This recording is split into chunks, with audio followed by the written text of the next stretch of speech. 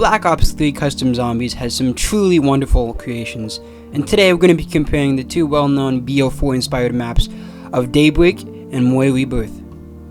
We will be comparing the two maps' Easter eggs, as well as any other content within the maps. This beautiful map has BO4 weapons, as well as it takes inspiration from Zetsuba no Shima, as it contains all three plant variations, as well as the baby gun, or the shrink ray, from Shangri-La.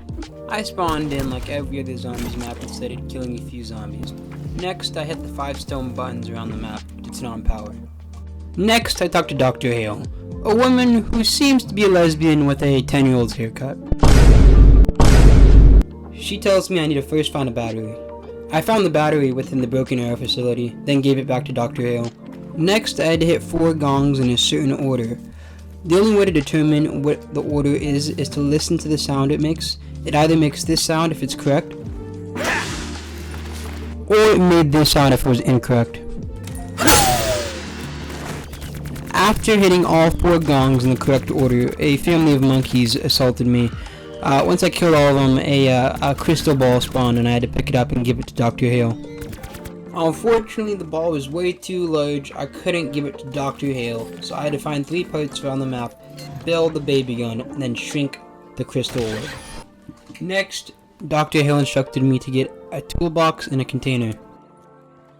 For the next step of the Easter egg, I had to get the puke ray. It looks like a miniature version of the shrink ray, and what it does is it infects the zombie, and what that zombie does is spreads the infection to other zombies and basically kills an entire horde of zombies in like 5 seconds. Next, I had to shoot this random zombie at the bone, then I injected it with this needle that seems to contain AIDS, then I had to protect it and guide it back to Dr. Hale. Next, I had to turn 4 mannequins' heads in a certain direction. Now, I have no clue what the order is. The order is completely random each game, but the reason this step was so difficult was because I may had to turn 4 mannequins' heads, but for some fucking reason, there were 7 mannequins. Once I got it in the correct order, a group of zombies spawned. Now, this was actually quite difficult, but since I had this broken-ass gun, the puke ray, it was extremely easy. After killing all the zombies, I retrieved the chip and then gave it back to Dr. Hale. Next, I had to retrieve this weird-looking fuse, then I had to put it inside this generator and then charge it up with zombie kills. Next, I had to get 4 blue orbs into these bamboo holders by blowing them up with grenades. Once all 4 orbs were in their holder, the next step was perhaps the worst step in this entire Easter egg, the stone step. First, I had to hit 4 stone pressure plates around the map, which was quite easy. Now is when shit actually got difficult. I had to press each individual button on this wall, then go find the corresponding symbol somewhere around the map.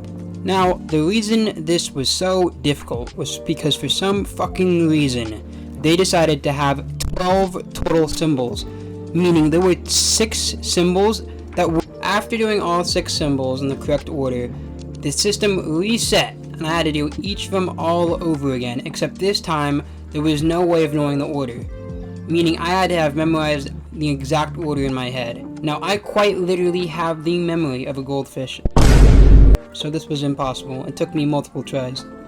After that hellish step, I had to collect 3 fuses around the map, each corresponding to a different ammo mod.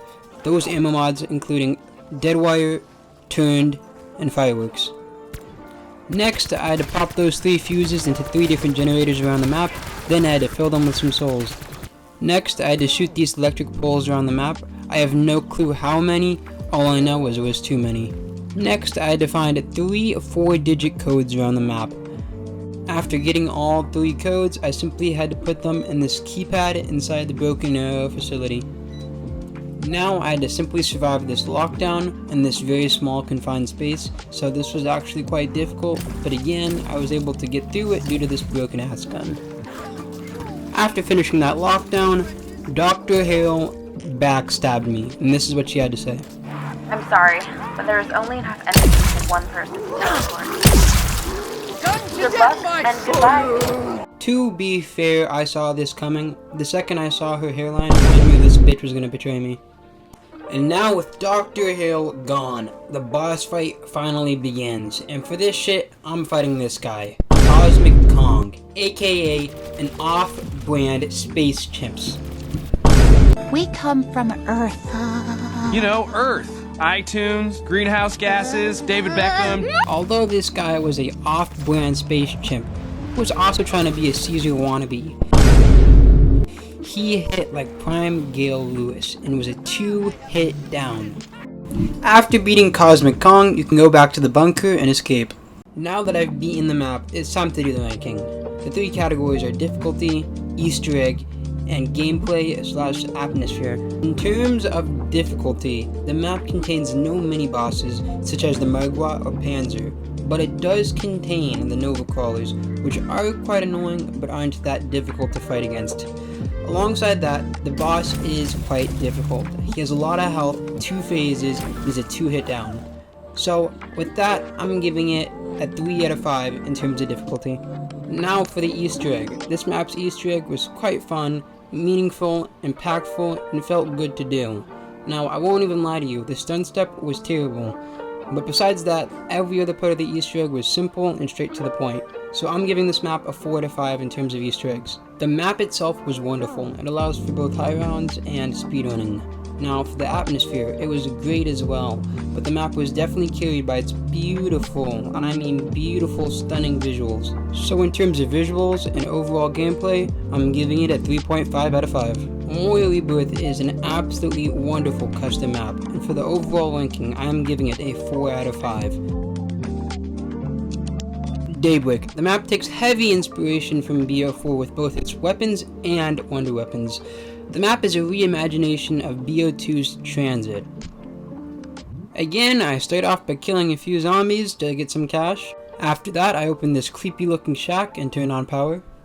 With the power now on, I started off the Easter egg by collecting this TNT, then using it to blow up this safe and get the key inside of it. I used that key to open this crate within the power room and got the Wonder Waffle from Tog to Toten. In my opinion, this variant of the Wonder Waffle is terrible. For the next few steps of the Easter egg, I needed the trample steam, I needed to collect 4 parts and then build it within the workbench within the garage. Odd enough, this map's Pack-a-Punch is actually at spawn, but to go to the main map you must leave spawn and can't return until you get the trample steam. After Pack-a-Punching, I then used the trample steam to get to 2 different parts of the map that were actually outside of the main map. I then used the Wonder Waffle to shoot 3 different yellow orbs. Those 3 golden orbs formed into the summoning key. I then brought that summoning key to the stove in the diner, lit the stove, which started a lockdown. Now believe me or not, this lockdown was extremely difficult. The zombies were all sprinters, and the Nova Crawlers would literally molest you.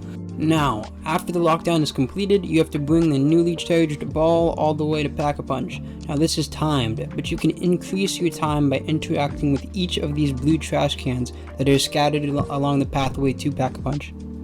Once I arrived at Pack-a-Punch, I put the ball into the Pack-a-Punch machine and the machine turned into a soul box.